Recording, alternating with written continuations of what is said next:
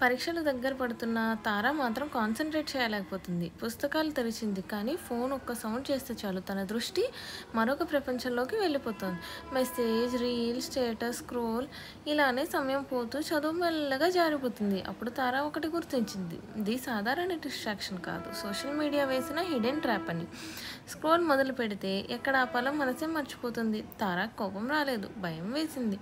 ఇలా అయితే నా ఎగ్జామ్ ఎప్పుడు క్లియర్ చేసేది, ఎప్పటికీ క్లియర్ కావు అన్న అనుభూతి ఆమెను లోపల నుంచి కుదిపేసింది.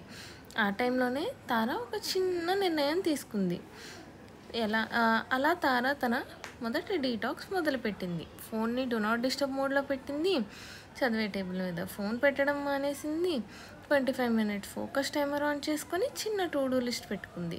మార్నింగ్ నైట్ చిన్న స్క్రీన్ పరిమితులు మాత్రం ఉన్నాయి. సోషల్ మీడియా నోటిఫికేషన్స్ ఆఫ్ చేసింది. నైట్ స్క్రోలింగ్ పూర్తిగా మానేసింది.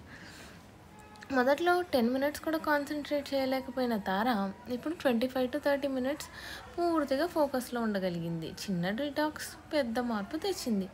ఇది తార యొక్క డిజిటల్ డీటాక్స్ జర్నీ స్టార్ట్ అయింది. నెక్స్ట్ స్టెప్ డూమ్ స్క్రోలింగ్ని ఎలా ఆపింది తర్వాత కల్లో కలుద్దాం.